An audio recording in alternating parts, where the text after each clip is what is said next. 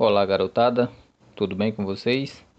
Na aula de hoje vamos dar continuidade a um conteúdo que iniciamos os estudos na quinzena passada, que é sobre conceitos básicos de genética, falando da hereditariedade e dos trabalhos de Gregor Mendel, considerado o pai da genética, porque através dos seus estudos a genética moderna encontrou meios e mecanismos para a sua efetiva comprovação.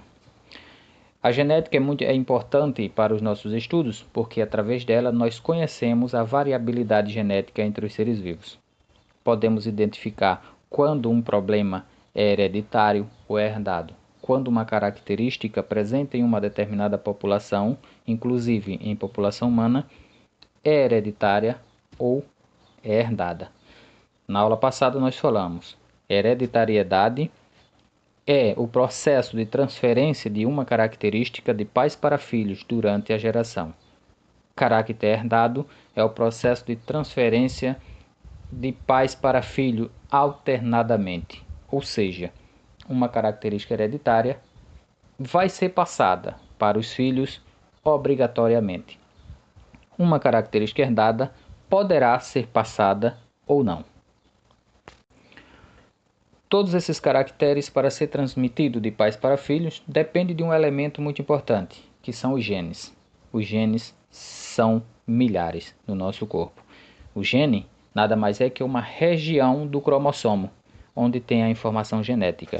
Por exemplo, a formação do cabelo, a cor da pele, formato do nariz, cor dos olhos, formato de todo o corpo de um ser vivo é condicionada por proteínas, ou é formada por proteínas produzidas pelos genes.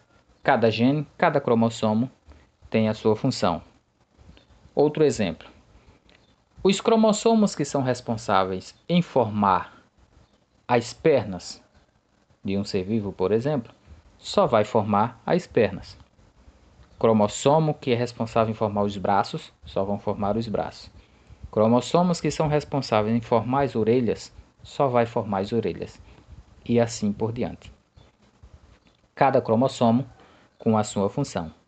Dentre eles, 46 cromossomos existem nas nossas células. 2 são sexuais, cromossomo X, cromossomo Y, que tratamos na aula passada. Os demais 44 cromossomos são os autossômicos, ou cromossomos somáticos, que são responsáveis em formar todas as outras características do indivíduo. E o cromossomo X e o cromossomo Y são os chamados de cromossomos sexuais, que vai formar os gametas, gameta masculino, gameta feminino. Tá certo? O processo de formação dos gametas é chamado de meiose, que nós vamos estar falando nas demais aulas.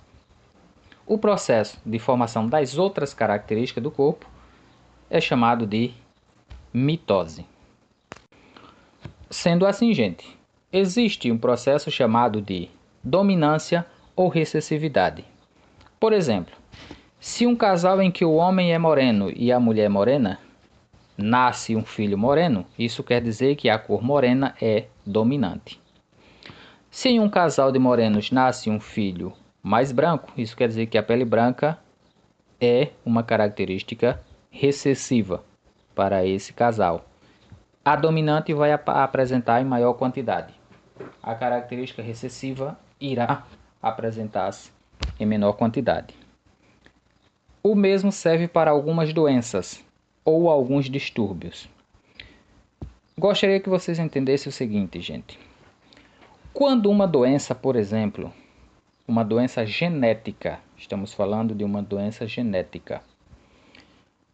Quando essa doença genética, ela é chamada de doença autossômica dominante, é porque ela só vai ser formada em caráter de dominância, quando os genes são dominantes. Quando os genes são recessivos, ela não vai ser formada. Se uma doença genética ela é chamada de autossômica recessiva, é porque vai ser formada somente por genes recessivos, tá certo? Então, uma característica dominante só vai ser formada em caráter de dominância. Uma característica recessiva só vai ser formada em caráter de recessividade. E variabilidade genética nada mais é que o aparecimento de características diferentes em uma mesma espécie, que nós falamos também na aula passada. A variabilidade genética é quem garante a diversidade de seres vivos na Terra. A diversidade. Se não existisse a variabilidade genética, todos os seres vivos daquela espécie seriam totalmente iguais.